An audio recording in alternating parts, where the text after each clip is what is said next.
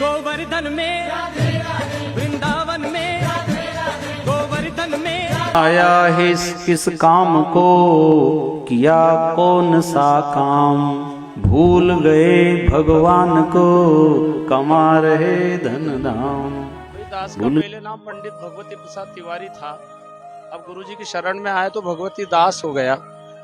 वो पहले भागवत कथा प्रवचन करता था। मैं लगभग 500 भागवत कथाएं हो चुकी, और मुझे जिस ज्ञान की आवश्यकता थी वो सदगुरु संत रामपाल जी महाराज जी के सत्संग प्रवचन से सुनने को मिला। अच्छा सर, आप जब पहले आपने बताया कि आप एक कथावाचक थे, तब आप किसे भगवान मानते थे? कौन आपका इष्ट देव था?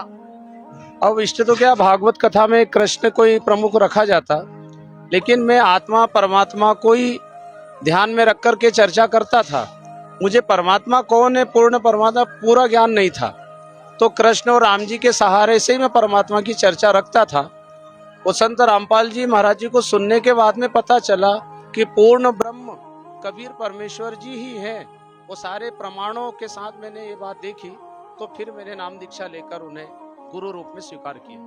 अच्छा सर, आप कथा करते थे, उस समय भी आप श्रीमद् भागवत गीता को आधार मानकर ही अपना ज्ञान देते होंगे। अब आज आप जब संत रामपाल जी महाराज की शरण में हैं, उसके बाद भी हम देख रहे हैं आपके सामने सदग्रंथ रखे हैं, सबसे पहले श्रीमद् भागवत गीता ही रखी हुई है।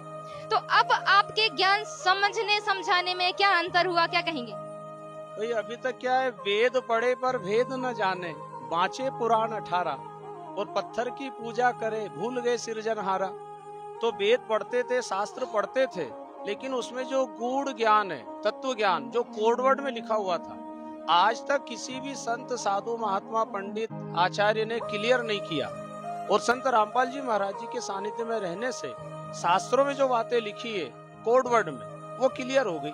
तो बातें तो वही आज भी मैं पढ़ रहा हूँ, लेकिन अब पढ़ने में जो एक आनंद की अनुभूति होती है, जो सच्चाई प्रकट हुई है, वो पहले मैंने कभी नहीं सुना किसी संत से। वो केवल धरती पर संत रामपाल जी महाराज जी के ही मुखारबिंद से सुना, और मैंने अनुभव किया कि ये ज्ञान सच्चा है, शास्त्र प्रमाणित है।